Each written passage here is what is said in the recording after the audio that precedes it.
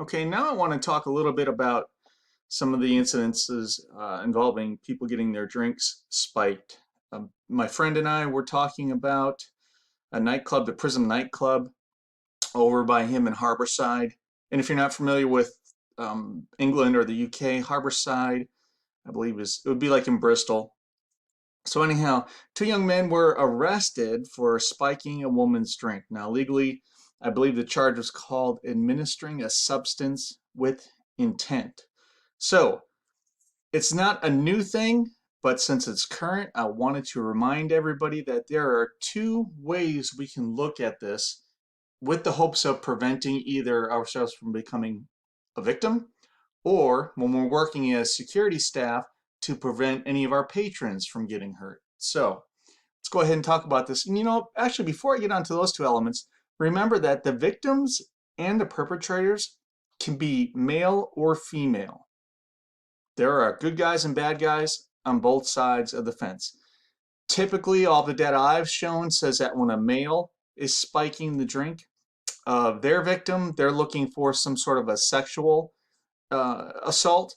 When it's a female spiking the drink of a male offender, she's looking for a financial, either to rob, steal, whatever. So that's what we're looking at here. Geez, even Cardi B bragged about the situation where she was the perp. So it happens on both sides. Now, if you're a patron, remember that you go to the bar with a friend, and I should say, I'm going to retype that. It should say go up to the bar with a friend. So I'm not just talking about making sure you go to clubs and out to the bars with your friends. If you are going to go up to the bar and order a drink, bring a friend with you. The reason is you and the friend should always keep an eye on the bartender. They should make your cocktails right in front of you. They should never turn real, even for a moment. They should not turn around and work on your drink in a way that you cannot see it. Okay, that's number one. Number two, you might get separated from your drink, or at least having good visual on it, when you're paying the bill. So always having at least two sets of eyes on the drinks is the safest way to go. Obviously, well, maybe not so obviously, keep your drink covered. Whether you've got hands on it the entire time or you've got one of those drink covers with the elastic bands, make sure you have eyes and you know what's going on around your drink. And this is the tough one, especially in the dating world, because offers to get each other drinks are happening all the time. But here's the deal. Do not accept a drink that you did not see being made yourself from someone that you do not know. So someone brings a drink up and says, hey, I saw you were drinking these Long Islands. Figure I'd buy you one. That's a no-go unless you saw it being made yourself. Never leave your drink unattended.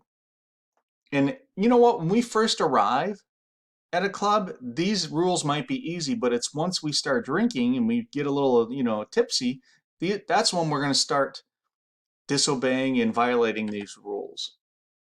Also, watch out for changes to your drink. What do I mean by that?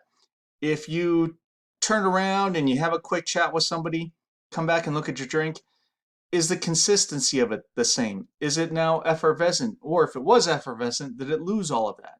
Is it cloudy? Did your glass move on the table? Is the straw in a different position? Look for all of those things. And obviously, well, again, maybe it's not so obvious. Don't drink from other people's glasses. Okay? So that's how we can keep ourselves a little bit safer. And hopefully we don't become a victim of a robbery or a sexual assault. Now, when you're security staff, you're supposed to be the paranoid one. When I go to work at a club or any type of venue, I just assume that there's a predator or two in that group and they're going to try to take advantage of one of my patrons. I just assume it. And it might be a negative way to look at the world, but hey, that's what they're paying me to do, to keep people safe. So always take note of people who are alone. Just take a mental note. That could be a victim, might be a bad guy. But I always want to, when someone comes through the door, I'm taking note of who's alone. I'm looking for couples who come in that are odd. right? The 60-year-old guy with the 20-year-old girl, vice versa. Or the clean-cut person hanging around someone who looks like they live on the dock. Anything that's just off gives you something to pay attention to and be curious about. Watch for people who are careless with their drinks. Now, you're not going to walk up to them necessarily and say, hey, keep your drink covered. What you're doing is you're just noticing, okay, that person doesn't keep their drink covered. They're a little bit careless with it. Now you can see if is there anyone around them who is also paying attention to that and who is not security. What about the typical predatory behaviors? We all need to know body language, behaviors, con games, and those sorts of things. We can't get into that in this class. It's too much of an in-depth topic, if you will. But you know what the baseline behavior is for your venue. So pay attention, think about that, and look for things that are just off kilter a little bit. All right, so know what drinks and cocktails should look like. One of the best things I did years ago was actually I went to a bartending academy.